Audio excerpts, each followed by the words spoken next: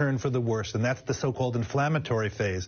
So that's one of the reasons why they're saying we're not out of the woods yet, because they really, even though we're just day 4 or 5 at this point, his symptoms may be getting better right now, but they're not going to take anything for granted. The president's doctors did give some additional information about the president's vitals, which sounded very good, his heart rate, his blood pressure, but we did not learn about his lung scans. Is it possible that the president has pneumonia? I mean, here we are speculating, which is something you never like to do from the outside, but I think it's likely that he has pneumonia. I mean, you would think that if he had a normal CT scan, that they would be shouting that from the rooftops. And the same thing with the blood tests. The other thing that we don't know is, what are the inflammatory markers? You want to look in the blood for evidence that there's a lot of inflammation going on, because in that secondary inflammatory phase that often happens in week 2, that's where you can really get into trouble, where you have so much inflammation, an over-exuberant response of the body to the virus, that the immune system itself ends up damaging the body more than even the virus itself does. And also, thank you, Dr. LaPook. Want to bring in Major Garrett. We're just moments away from seeing the president. And Major, I know you've spoken with advisors close to the president. What does this mean politically in some ways? We've talked about the medical aspect politically. Well, already politically, there is this aura around the president. He's beaten COVID-19. There's almost this heroic meme that's being developed by Republicans and Trump supporters. So what the White House advisors I talked to today said is there was a lively conversation earlier today, Nora, about the president leaving Walter Reed and coming back to the White House. And the conversation went as follows. The president, if he comes back to the White House, has to stay there. If he goes back to Walter Reed for any medical reasons, it will break this narrative of this heroic triumph over COVID-19. That's why I think you saw some emphasis from the president's physicians today describing all of the facilities available to the president to monitor him at the White House if there is anything subsequently that goes awry. The other conversation going on at the White House today was how the president will work. Will he do most of it from the residence? Going to the Oval Office is not really recommended right now, as Ben Tracy pointed out. Because there are so many positive tests within the West Wing, that's complicated. One other matter that was also under active discussion today, how soon would the president go back on the campaign trail? He has tweeted he will do that soon, but the expectation among several advisors I talked to today is the president would not actively campaign in person until after the second presidential debate. And I want to bring in Dr. LaPook on that matter, because the president said today he's ready for that second debate on, I believe it's October 15th, with Joe Biden. Is it possible he could be ready for that? You know, you don't want to start predicting things and boxing yourself in saying, I'm going to do this when you're in an uncertain situation. I mean, yes, he's being discharged from the hospital, but really he's being transferred almost to a step-down unit, because the White House, I spoke to somebody who's had a tour of that medical unit there. It's very sophisticated. It's not quite an ICU at the level of Walter Reed, but it's almost. And if it's staffed well, they've got ventilatory support, all sorts of other support. So he's going to be in a very monitored situation. The thought that he's being discharged home, it's not like any home you or I would have. It's really to another medical facility. So I think to talk about what's going to happen in the future in terms of debate is really boxing yourself into the corner. As a physician, I would never do that. I'd say, let's see what happens. Dr. LaPook, thank you. And you see now the President of the United States flanked by his Secret Service agents, walking to a motorcade in his SUV. How many of your staff are sick? Thank you very much. Do you think you might be a super spreader, Mr. President? The president not wearing a cloth mask, but wearing a surgical mask today, and giving a thumbs up to the members of the White House travel pool, who are now racing what is about 100 yards.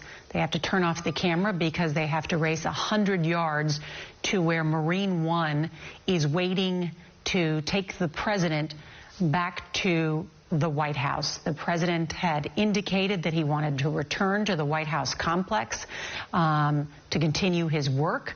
and to remain in isolation or quarantine at the White House. I use that phrase while the CDC recommendations are that if you are infected, you are supposed to isolate. However, it's different for the commander-in-chief, and his doctors were not clear today about whether he would isolate in the residence or whether he would be able to roam the White House grounds, which is not only a home, it's also an office and the people's home there. Want to bring back in Ben Tracy and at the White House. And Ben, is there any indication that we may hear from the President of the United States tonight? Well, that's what we've been wondering. Would he stop and talk to the small group of reporters there at Walter Reed before getting to the motorcade? Obviously, he did not do that. He pumped his fist. He gave a thumbs up in very President Trump style. He'll have another opportunity when Marine One lands on the lawn here. We're assuming that there will be a small pool of journalists out there to capture that moment as well. President Trump is not known for actually stopping and talking on his way into the residence. When you see him out there talking to us with the helicopter whirling in the background, that's usually when he's on his way somewhere else. But if the president did want to talk, that would be an opportunity for him. My guess is that is unlikely, just given the circumstances here, that he's not going to want to get involved in a back and forth with the media. You heard some of the questions being lobbed at the president there. They weren't so much, how are you feeling? I think I heard somebody say, do you think you're part of a super spreader event or something along those lines? So the president might want to give it a few days before he does come out and talk. But we'll see. You know, I think we're in uncharted territory to have a president come back to the White House and have to quarantine or isolate himself if he's going to follow the CDC guidelines. So we very well may not see President Trump in person for a while, but my guess is we will hear from him on some of his favorite channels that he likes to call into. Ben Tracy, thank you. And I'll just give you, if I can, a split screen of the south lawn of the White House, where we always see Marine One land. If we can show that, and you can see, if we can pull up there, the lights are on there in the White House, and if you had your binoculars on, you could see that there are actually some American flags out on just outside of the Blue Room, which would be an occasion for the president to stand there perhaps and wave and get a photo, or perhaps speak to the American people from there. And I point that out as I want to bring in Major Garrett, because the president wants to convey strength. He wants to convey that he has not been beaten by the coronavirus. And Major, the president has chosen to return to the White House at 6:30 for a reason, correct? That is not accidental, Nora. And the president's medical team assured the country today, and we must take them at their word, that this is a medically appropriate day for him to return to the White House. The time, of course, was largely up to the president. And it is no coincidence that it is happening in a news-dominant time on the East Coast. 6:30, network news broadcast, ours and others, timed almost to the minute. Now, to be saying that is to also be aware, as I very much am, having covered this campaign back in 2016, that whenever the Trump campaign can position itself between the media and its supporters, it will do so. So I choose my words cautiously, but it is a fact that this is timed to dominate the news cycle on network news and cable, to put the president and this, as I said, emerging Republican theme of triumphing over COVID-19 in the absolute maximalist video position. And that is the president's choosing. This is a part of his flair for production, his understanding of television, his understanding of social media, and his understanding of ways to communicate that which he wants to at a time of duress for his presidency, of which the last 72 hours have most certainly been. But as Ben Tracy pointed out, and as my reporting reflects, once he gets back to the White House, just how visible can this president be? That is very much up in the air. It's unclear how this president will try to prepare for the second debate, because in-person debate prep is clearly going to be ruled out. Do you do that by Zoom? How do you receive your briefings? In-person briefings, I'm told, are going to be discouraged, at least initially. So that means a lot of paper, telephone, maybe some video. Is it in the residence? What part of the White House might he ever go to? All of these things right now are very much up in the air. But at this hour, with that walk and the thumbs up, the president is trying to convey not only a sense of strength, but I've got the upper hand on this. His doctors know that the next 3 or 4 days, as they said today, still have some measure of caution that must be taken. The doctors said themselves today they will not breathe a sigh of relief until a week from today, Nora. Major Garrett, thank you. Dr. LaPook, as we have this split screen now between Marine One leaving Walter Reed, which in less than 10 minutes will be landing on the south lawn of the White House, where you see just outside the Blue Room, the lights are on, the balcony lit up, the American flag's there in case the president wants to make some remarks. We will likely see him there. It will be a photo opportunity that could be the front pages of tomorrow's newspapers that the president is seeking to gain with that, as well as a wave to the American people. And also, he is the commander-in-chief, and it is important to convey strength to the world. That is part of this, and he acknowledges that. And it is less than 30 days before America chooses its next president. I want to bring in Dr. LaPook because one of the emerging themes today as we cover the news is the White House is having an outbreak of coronavirus. There are now 19, by our count, individuals that work at the White House, connected to the president or the campaign, that have now contracted coronavirus that we know of. The White House is not releasing who has tested positive. This is just based on what reporters have been able to glean from their reporting. We don't know where, if it was the Rose Garden event for Amy Coney Barrett. But shockingly, we learned today that the White House nor the CDC is doing any contact tracing for that White House Rose Garden event. Does that, without passing judgment on that, does that indicate we may have some more third-generation cases of coronavirus? Yeah, I mean, what you want to do in a situation like this is get your arms around it, and the typical thing would be to do extensive contact tracing. As you said, the CDC has not been asked to come in. And one of the things that I was wondering about was who is collecting specimens from people who are infected, because, you know, you want to take them and you want to store them and do what's called molecular fingerprinting on them at some point in the future. That can help you figure out where did it start and how did it spread. It's not to point fingers, Nora, but it's to figure out maybe there's a way that we can try to prevent something like this from happening in the future. I think it's very important to do extensive contact tracing. People need to know, are they in danger? And we know that since about half of the people who are infected do not ever have symptoms, or they have no symptoms before getting symptoms several days later, that there are a lot of people who could be infected walking around and spreading it to other people. So you do want to do the contact tracing, and if they're positive, you want to put them in quarantine and then figure out who they were with. The president's White House Chief of Staff, Mark Meadows, accompanying the president on Marine One, as well as the pilots. The Chief of Staff wearing an N95 mask. We saw the president wearing a surgical mask. Are those in close contact with the president vulnerable to infection?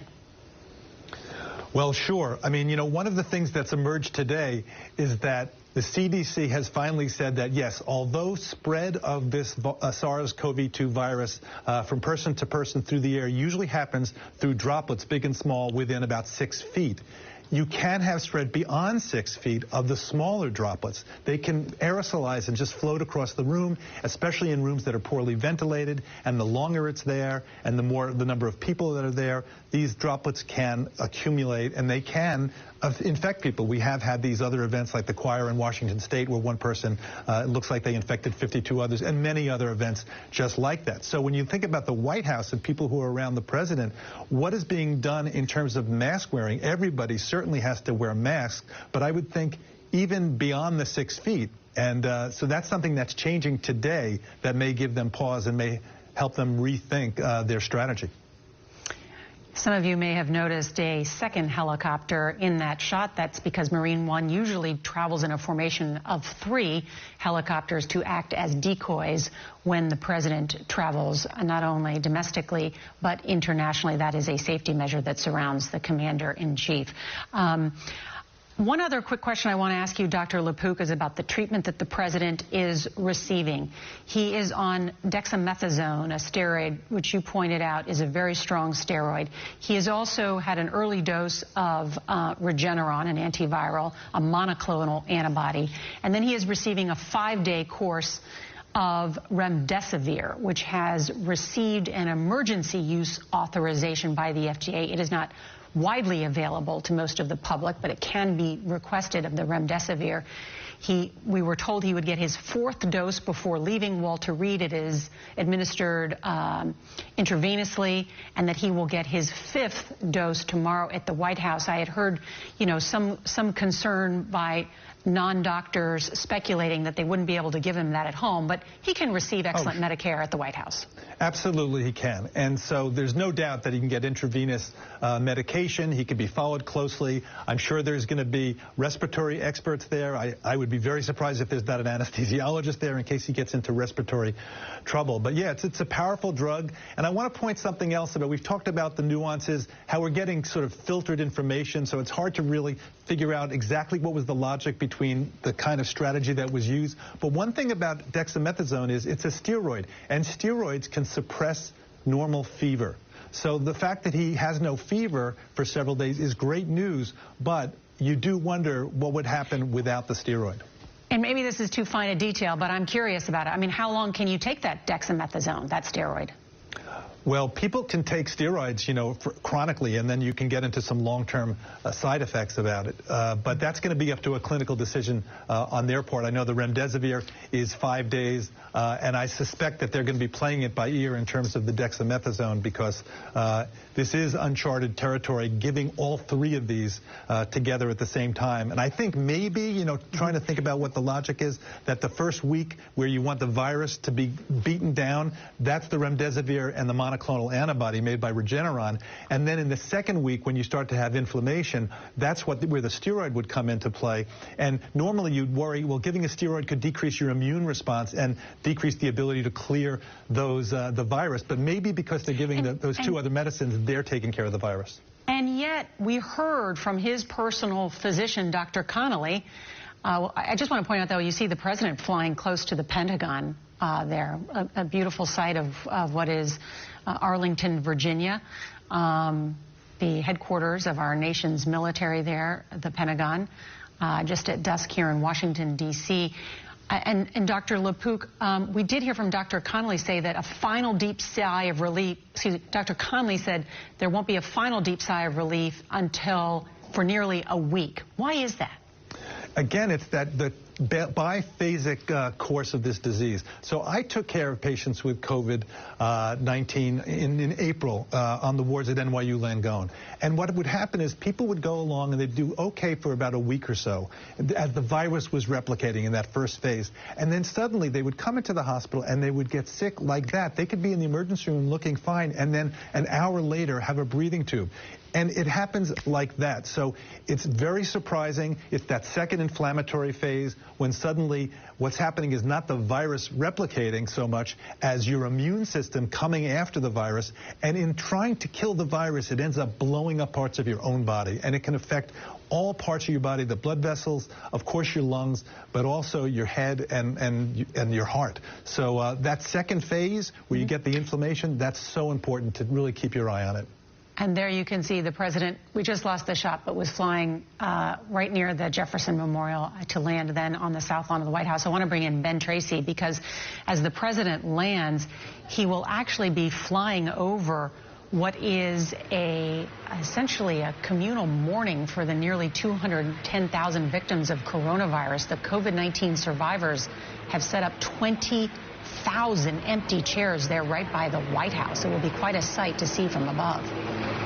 Yeah, and as we're watching this right now, we can hear the helicopter Marine One landing here at the White House. But that display you just mentioned, the president literally is flying over that right now. It's on the ellipse just outside of the White House. I did see it this week, and it's very striking.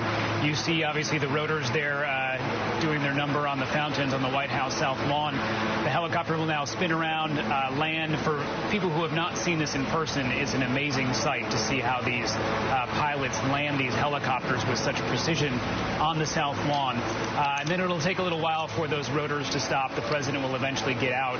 And, as I said on Friday, I just want to warn people, you won't actually from this shot see the president get out of the helicopter. We're on the back side of it with this shot. You will eventually see that when the video from the small group of journalists that are out there is fed back in, and we'll be able to share that with people. But Nora, I think what's going to be really interesting is what do we hear from the president about coronavirus going forward? He said in that video that he released from the hospital last night that he's learned a lot, that he gets it, that he understands it. and that he wants to share that with the American people. I think there's a real question based on his tweets today. What did he learn from this? Because he said, don't be afraid. Don't let this dominate your life. So it'll be interesting to see if his takeaway from this is coronavirus is not that big of a deal. Look, I was only in the hospital for 3 days. Or is he going to come out and say, you know what, I get this in a way that I didn't before because I personally experienced it, and here are some things that I now want to do for the country. And Ben, I want you to describe, because we talked about this outbreak now at the White House, the 19 individuals, and now the White House Press Secretary Kayleigh McEnany. She was briefing reporters without a mask over the weekend. Does that mean that has led to a number of staff and other reporters to now have to quarantine? Certainly some reporters are doing that. Even people on our own team are having to quarantine because of their proximity to Kayleigh McEnany over the last couple of days. I think what's going to be very interesting, though, is to see if the White House staff follows the CDC guidelines and does quarantine, because we even saw today one of the White House press officials still here at the White House working, and that person obviously would have had contact with Kayleigh McEnany. They all work in a very small space here in the White House in the West Wing. So what we're basically have seen in the last couple of days is if you test negative here at the White House as staff, they kind of stay on. And what Kayleigh said in her statement today, she said, you know, she had 4 negative tests since last Thursday and then tested positive today. But that means over the course of the last couple of days, she was infectious and may have infected a lot of other people here. So we'll see if this changes anything for the White House going forward, if they take that more seriously, to make sure that if you have had exposure, even if you have a negative test, that you are staying home, that you are staying away from the physical place here, especially now that the president is coming back. And real questions tonight about Chief of Staff Mark Meadows, who is on that helicopter right now with the president. He has basically had contact with several people now at the White House who have tested positive. We're told by his office today that he actually tested negative this morning. Ben Tracy, thank you. I want to bring in Major Garrett. On that note, not only the president and the first lady, the president's campaign manager, the president's top communications advisor, the president's press secretary, the president's former senior advisor, Kellyanne Conway. The list goes on. The head of the RNC. Right. The list goes on. And this is to Ben Tracy's excellent point of immediate concern within the White House about Mark Meadows and Jared Kushner and Ivanka Kushner, because all three of them are, of course, important advisors to this president, and all are part of this larger Venn diagram of people within the West Wing who have interacted with the president and who have now tested positive. As Ben said, Mark Meadows tested negative this morning, but as Kayleigh McEnany learned today, you can test negative for several days in a row and then test positive because of the transmissibility and how long it takes for the virus to become detectable within your body. So there is a concern this week that even as the president returns, and there is a dimension of triumphalism about that, other parts of this story could become problematic as this week continues if Mark Meadows, the chief of staff, Jared Kushner, Ivanka Trump, test positive as well.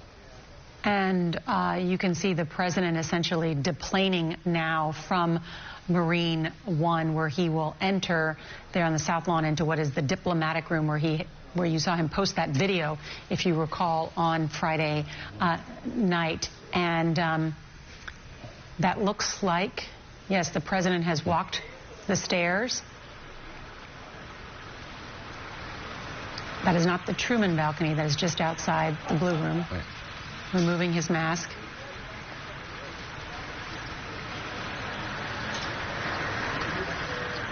And Major, that's the shot that the president wants for the front page of the newspapers. That is the shot the president wants. That is perfectly timed, I think he would say, as someone experienced in network television. Just coming up on 7 o'clock Eastern Time, fully filling the allotted half hour for network news. That, again, is not a criticism. It is just an observation, and it is a acknowledgement of this president's unique sense of this medium, of the presidency within it, and his ability and his willingness and his desire to project strength and confidence. Major Garrett, thank you. And there, the reality TV president who became famous through Apprentice and around the world, has now scripted the last 30 minutes of broadcast television with a return from 3 days at the nation's premier military medical center, Walter Reed, and returning now to the White House. Our coverage will continue on our 24-hour streaming network, CBSN. There will be also more on your local news. This has been a CBS News special report. Thank you for joining us. I'm Nora O'Donnell, CBS News, Washington.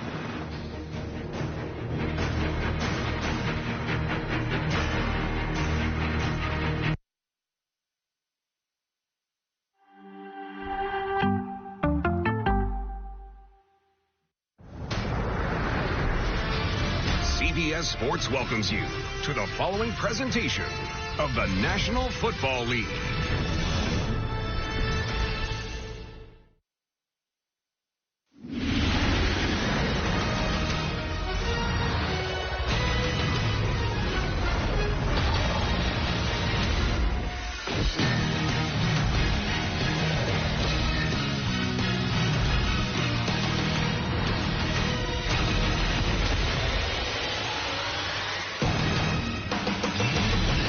To the NFL on CBS. It's a gorgeous 73-degree evening at Arrowhead for the New England Patriots and the Kansas City Chiefs. The last two teams to win the Super Bowl will meet again.